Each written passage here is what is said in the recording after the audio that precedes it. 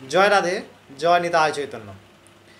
আমরা বিভূতিযোগ শ্রীমদ্ ভগবদ্গীতা প্রসঙ্গক্রমে অগ্রসর হচ্ছিলাম। আজকে আমরা ষষ্ঠতম শ্লোকের উপর ব্যাখ্যা আলোচনা করব। ভগবান কেবলমাত্র ভাবে পাওয়া যায়, আবার মান্যতাতেও ভগবান করুণা করেন। যদি আমরা মানি ভগবানকে, তাহলে আমরা ভগবানকে জানতে পারবো। যদি না মানি, তাহলে কোনোদিন জানতে পারবো না। কারণ আমরা নিজে ভগবৎ স্বরূপ, আমরা সেটাই জানি না। আমরা শুধুমাত্র এই স্থূল দেহকে ধরতে পারি। তার থেকেও গভীরে নিজেদের মন, বুদ্ধি, চিত্ত, অহংকার এইসবগুলো আছে। মন আছে, বুদ্ধি আছে, চিত্ত আছে, অহংকার আছে, জানি। কিন্তু প্রমাণ করতে পারবেন কেউ? দেখাতে পারবেন? হাত দিয়ে নাই দেখালেন, কোনো স্ক্যান, সায়েন্টিফিক কোনো মেশিন দিয়ে পারবেন না।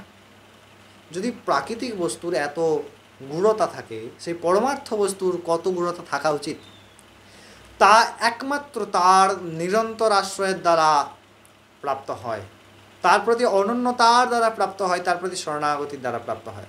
ভগবান এই বিভূতিযোগে করুণা করে শুধু অর্জুন নয়, আমাদেরকেও বলছেন যে ভগবানের সম্পূর্ণ তত্ত্বের বিভূতি, অনন্ত বিভূতির বিশেষ বর্ণনা করছেন। আজকে আমরা ষষ্ঠ শ্লোকে আলোচনা করব। চলুন আগে আমরা শ্লোকটি শুনে নিই, তারপরে ভগবান কি বলছেন আমরা সেই কথা আলোচনা করব। ভগবান ষষ্ঠ শ্লোকে অর্জুনকে বলছেন যে মহাশয়া সপ্তা পূর্বে চত্বরো মানবস্তথা মদ্ভাবা মানসায়াতা যে সংলোক ইমা প্রজা। ভগবান বলছেন সপ্ত মহর্ষি তাদের পূর্বজকে না, চারজন সনকাদি ঋষি তাদের পূর্বজ মনুগণ, এই সমস্তই সৃষ্টি হয়েছে আমার মন থেকে। অর্থাৎ এই যে সম্পূর্ণ সৃষ্টির এত বড় চক্র, তা ভগবানের মনের সংকল্প থেকে সৃষ্টি হয়েছে। এবং তারা আমার প্রতি শ্রদ্ধা ভাব রেখে আমার ভজন করেন, নিরন্তর ভজন করেন। এবং তাদের থেকে পরম্পরা এই সমস্ত প্রজাগণের সৃষ্টি। ভগবান আগের শ্লোকে বললেন যে আমাদের যে ভাবগুলি, 20টি ভাবের কথা বর্ণনা করলেন। ভয়, অভয়, অহিংসা, সত্য, তপস্যা, দান, যজ্ঞ, হিংসা, দম্ভ, অহংকার, সমস্ত যে বৃত্তিগুলি, সেগুলো ভগবান থেকে প্রকটিত হয়েছেন। এই শ্লোকে ভগবান বলছেন যে আমাদের পরম্পরা সৃষ্টি হলো কী করে। এক এক করে বলছেন। প্রথমে কার নাম বললেন? প্রথমেই বললেন যে সপ্ত মহর্ষি তাদের পূর্ববর্তী চারজন সনকাদি ঋষিগণ, সনক, সনন্দ, সনাতন, সনত কুমার, সেই সনকাদি চারজন ঋষিগণ।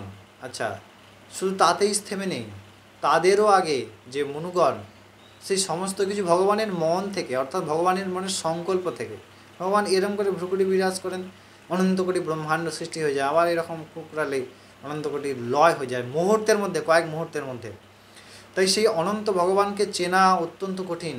একমাত্র তার প্রতি অনন্যতা ছাড়া দ্বিতীয় কোনো অস্তিত্ব নেই। আজকাল আমরা সবাই ভগবানের কথা শুনি না, প্রয়োজনও নেই। নিশ্চিত কল্যাণ হবে যারা সেই ভগবানের প্রতি অনন্যতা যুক্ত হয়ে আমরা আরাধনা করব। তারপরে বুক ঠুকে এটা বলবেন যে সমস্ত কিছু প্রাপ্তি হয়ে গেছে, আর কিছু প্রাপ্তির বাকি নেই, কৃতকৃত্য হয়ে গেছে, গদগদ হয়ে যাবে। ভালো থাকবেন, আবার পরে দেখা হচ্ছে। জয় রাধে, জয় নিতাই।